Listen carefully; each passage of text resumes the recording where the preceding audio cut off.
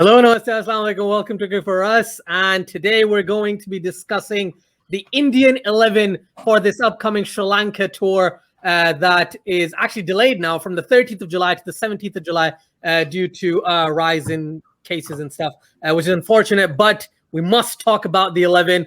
Before we talk about the 11, let me just introduce you to the two great men on screen with me right now. We've got Nick, the wicketkeeper, and Da Night Watchman, Gabe, with us, which is an honor for me once again. Thank you so much, guys. Thank you so much for joining, guys.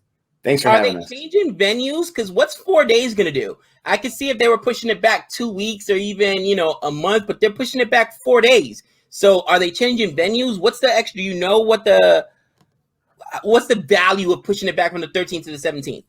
I think it's just the quarantining side of things, because India, that Indian squad is already in Sri Lanka. But the Sri Lankan squad, they've announced like a 22 member squad. So they're going to try and adjust that into it, because they need, 7 days of quarantining or isolation and stuff like that, which is the reason why they've kind of pushed it back those extra 4 days.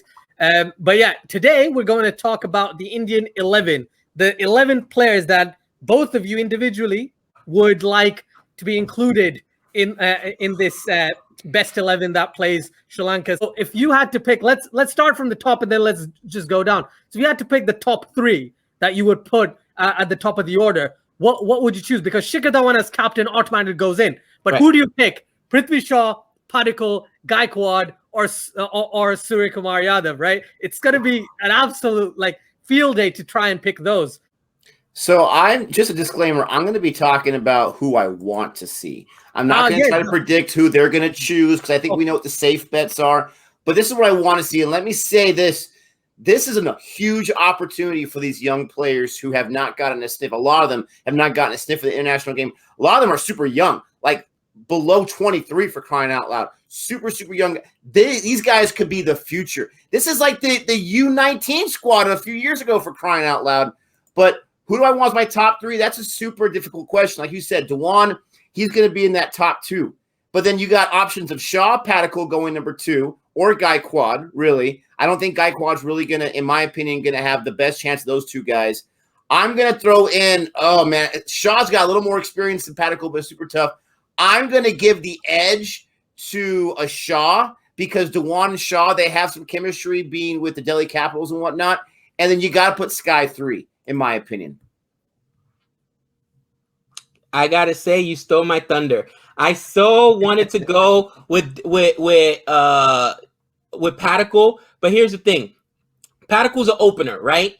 And he opens with Kohli and for RCB, and he's not a number 3. Why would you break up Shikhar Dhawan and Shaw when they've shown, and I get it, it's IPL, but in the IPL, they open together and they've had a lot of success opening together, right? They've got that chemistry. Shaw was on a tear playing domestically as well. So I think he's also had some international experience already. So it's not like you're throwing a new guy in there. So I think for sure those two guys are going to play, Shikhar Dhawan and Shaw.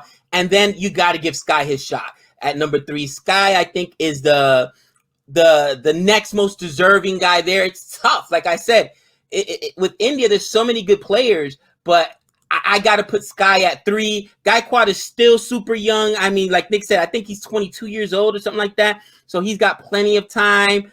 I think the most inconsistent player, honestly, here is Nitish Rana. Nitish Rana doesn't have a shot, bro, in my opinion, to break the playing 11. He doesn't have a shot. So I would actually go with the same 3 as Nick, which is, wow, really weird. We normally disagree. I know it's both limited format, but I do think ODI and T20, you might have a different situation. I really think what is India, the BCCI, what is the team? What are they really looking for? Are they looking to, and I'm not saying Sri Lanka is a team that you can just roll over, no problem, but these guys can all play. So do you want, if I had my way in an ODI, this is going to be crazy for a lot of people. I know Shaw's probably the safer bet for a longer format, but I want to see what Padikkal can do at number 2 in an ODI format, and then give me Shaw for T20. That would be my dream right there. Switch those guys out for number 2. Yeah, I think that makes sense, because the way Dhawan and Shaw have done for Delhi Capitals, especially this season, their partnerships have been just outstanding, right? So I think that kind of made sense. And giving Padikkal that international experience of playing 50 overs, right, would be great. I think, Gabe, you were going to say something. No. I mean, I think that those top three will probably be there, but who knows? Yeah. One question that I was asking myself before starting today: Ishan Kishan or Sanju Samson as their wicketkeeper batsman, because the skills as a wicketkeeper, I think Sanju Samson is now becoming a lot better as a keeper than someone like Ishan Kishan. But Ishan Kishan, not this season, last season was a breakout star, right? This season, the IPL, he wasn't as much of a star. Yes, he had some really good domestic performances as well. And he had his international debut, played very well, but then didn't play well in the other two games. Sanju Samson is a lot like Nitish Rana, 80 then duck, 80 then duck, 80 then duck kind of player. So who do you go in as your wicketkeeper? I personally like Sanju Samson. Ishan Kishan, he's good, but he's also inconsistent with the bat. This last season he was in the IPL anyway in limited formats, and his defense is atrocious. A lot of times they don't even play him behind the wickets. They'll play Quinton de Kock, and I'm talking about the Mumbai Indians, and put him into field. Where Sanju Samson, you can trust him behind the wickets the entire time. So I think for that matter, I would probably put Sanju Samson ahead of him, simply because they're both going to be inconsistent with the bat. And both can give you 100 to your credit. You know what I mean? Sanju Samson's put up 80, 90, put up 140 in a game. Ishan Kishan went 99 all out. I remember Nick was like, no, what are you doing? Not Sanju Samson. I mean, yeah, Ishan Kishan. So they both are talented with the bat. But if they're both talented with the bat, however inconsistent, what separates the two? It's got to be the defense. And you got to get those edges, you know what I mean, behind the stumps. So for me, I think Samson is better behind the stumps. Let me say this.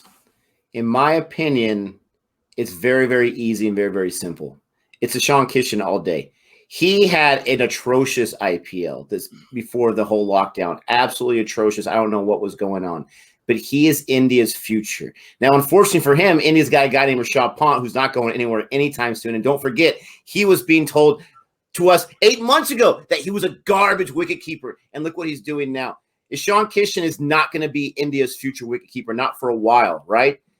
But it doesn't matter. He can field other places. Ishan Kishan with that bat, in my opinion, he is the future for India going forward. And you've got to let this guy – don't tell him this, but he's going to play no matter what because he's that talented, in my opinion. I wanted to throw a curveball, to use a baseball reference. Why not play both together, Ishan Kishan and Sanju Samson together? Yeah. Samson keeps and Ishan Kishan bats at number 4. Or do you go with someone like, because in the side, you mentioned Nitish Rana, probably nowhere near the squad, but Manish Pandey, a lot of people are considering putting him into the 11. Do you see him making any inroads, or do you think they're going to stick with Ishan Kishan and Sanju Samson both playing together? I think I'll go first. I think this is the question. Do you want to have both Pandya brothers in there, or do you want to have both wicket keepers in there? Because I think you got to choose. Manish Pandey, I don't think his career is done, obviously, but I feel like I've seen enough from him recently, IPL, a little bit of international, that I don't really think he gets a chance on this squad that we're calling the Young Gun squad, right? But Krunal Pandya is a serious spinner, and you're going to probably need that in Sri Lanka, right? So his bat is hit or miss, but you kind of want him for his spinning, and you can't go away from Hardik Pandya. Hardik Pandya, is he going to be able to bowl? If so, then that's even an extra element. I'm not sure how his back is doing, but I think that's the question. What do you want? Do you want the 2 Pandya brothers more, or do you want the 2 wicket keepers more? You know what, Nick? I think, it's funny. I think you would go with both all-rounders, and I'll tell you why. Because one of the things is with India, their tail is normally, especially in the 8th squad, right? Their tail isn't deep. That's one of the issues with India, right? After you get to like 7, you're in trouble. You know what I mean? You got. I'm sorry. Boomer is a walking wicket. All right, he's a walking. He loves just giving it away. I don't think he knows what to do with the bat. Honestly, he looks at the bat like, huh? What do I do with this thing? No, that's not what you guys pay me for. Just being honest. So, you would probably. I could say 1, 2, 3. We already talked about, right? So you're gonna go with Shaw and Sugar Darwin, Sky. Then you could go 4-5 as Ishan Kishan and wow. You probably do Krunal before Hardik, but you can do either one of those. Well, no. But I'm just saying, no. I'm not talking. I'm talking about both wicket keepers. You can still go with both wicket keepers because that'll only Sanju Samson. Yeah, Sanju Samson. That in at 5, and now 6-7, you could go both Krunal, and I mean not in that order. You could mix it up because now you've got 2 bowlers, and at 7, you got 7 legit batsmen that can also rake for you. Okay, can also rake for you, and now your tail is a lot longer. Where now you go into 8, and you're like, okay, at 8 maybe you're gonna go with a bowler. I mean, a bowler like Bhuvi.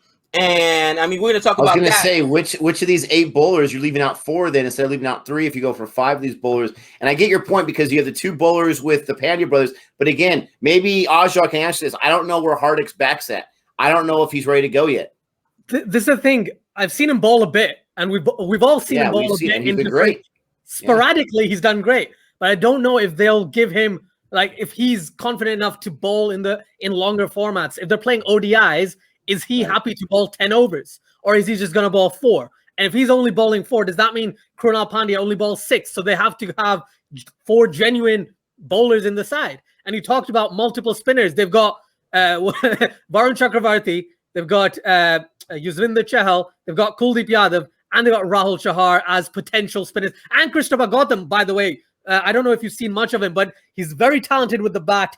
And he's very talented with the ball as well. I think he went for 8 or 9 crores in the auction. So he has that ability with the bat and with the ball. Who's also a spinner. So which spinners do you pick? And it's in Sri Lanka. Ideally, they pick 3 spinners. And if you got Krunal Pandya as a part-time spinner, even though yes, he's an all-rounder and stuff, you might need 2, maybe even 3 genuine spinners in that squad and only a couple of pace bowlers. Or you switch it up and you have 2 spinners. Where a lot of people are talking about, oh, you bring back Kuldeep Yadav and Yuzvendra Chahal, play them both together because they were a huge deal before the 2019 Cricket World Cup. They were considered the best spinning duo around, right? And then in that World Cup, they got demolished by England, and since then they've just they haven't played together. Okay, so maybe bringing both of them back together would be a good thing for India. On top of that, you talk about Bhuvaneshwar Kumar at number 8. Ideal scenario. Bhuvi bats at 8, but then who do you pick? Do you pick Navdeep Saini to bring the pace, or do you go with Deepak Chahar, who I think is very good with the swinging ball? Otherwise, he doesn't have as many variations as someone like Bhuvaneshwar Kumar. So Bhuvi and Deepak Chahar are very similar type of bowlers. Bhuvi is just a class above and everyone, all the other bowlers in this lineup for India. But I think maybe India will go with Bhuvi and Deepak Chahar as their pace bowlers and kind of leave Navdeep Saini in the back potentially to bring some sort of pace battery, or maybe even look at a left-arm option, which is Sakaria, who's been very impressive in this current IPL season. So again, I've talked for long enough. I'll let you guys talk. But what do you think might be the dynamic there? Gabe, go ahead. So for me, I'm probably going to go with Chahal. He can be a little bit expensive. We saw that with RCB, but he's a good spinner. We're going to be, and again, in Sri Lanka, subcontinent pitch, you got to go with a spinner, right? I'm probably going to go with Chahar as well, because Chahar, I mean, bro, he was Mumbai's saving grace this last season when Mumbai was playing in, he was their best bowler, right? And he was their saving grace, the Mumbai Indians, when they were playing in sprint-friendly pitches. So I like Rahul Chahar as well. Bhuvi's got to be there. Like you said, Bhuvi's got to be there. And although I'm a CSK fan and I like Deepak Chahar, he can be expensive. I will go with Sakaraya simply because he's a left-hander, like you said, and he's going to give you a separate option. My 5th guy, if I decide not to go with both Pandya brothers, would be Varun Chakravarti. I love Varun Chakravarti, but that my 4 bowlers, I'm gonna go with Chahal and Chahar, Bhuvi, and Sakaraya. So again, India has a huge opportunity here to see who is coming up. Yeah. let me talk about the test side for a second for India, because we just had the WTC, and I know a lot of these guys may not be test players internationally going forward. But who is the young test bowler they have up and coming right now, right? Besides Lord Salaj, they're just holding on to Shami, Bumrah. Oh gosh, what's the guy's? Say it again. Sharma. Thank you. They're holding on to those guys, and they weren't able to get it done with the bowling and with the bat. And I understand that's one match, but you got to think about the future, and you have an opportunity. I think Gabe's right. Sakurai, left-handed, fast bowler.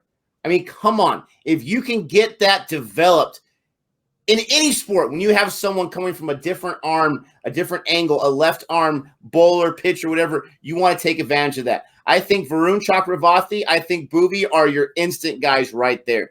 I saw Shahal in Australia. I understand different grounds, different situation, but he's been around for a while. Right? I'm ready to move on from him and Kuldeep Yadav. I want to see what these young guys can do. I'm not ready to put those guys in retirement, but I'm ready to see what the young guys can do. So if I had to choose 4 of these 8, I'm going with Sakurai, I'm going with Varun, I'm going with Bhuvi, and I'm probably going, surprisingly enough, with Rahul Chahar, because that guy had an amazing first half with Mumbai, something that I didn't see coming as a Mumbai fan. I want to see if he can continue to build on that and see if he – because I didn't really put a lot of stock into this guy after my first season watching him, and he was really amazing. He was their best bowler in some instances when they had Boomer and they had Bolt. So those are the guys I'm going with. Bring in the young guns. See what these guys can do. Give them a chance. Agreed completely. This is a tour that India should look at as experimentation as best as possible. They're sending a B squad, for lack of a better term, because their main squad is playing test cricket. So they're testing players out. Some players are experienced, but some players they're definitely testing out. And I agree with both of you there. Try as many new players as they possibly can. And even then, if they win, like England beat Pakistan yesterday, then who knows? Who knows what can happen? Thank you, guys. Thank you, Nick, for your time. Thank you, Gabe, for your time. Much, much appreciated. The series is starting on the 17th. Fingers crossed nothing else goes wrong. And yeah, everyone, thank you so much for watching. Please like, share, and subscribe to Cricket for Americans, to Boring Reviews, to The Final Reaction, and Cricket for Us 2.0 if you haven't done so already. Much, much appreciated. And until next time, take care.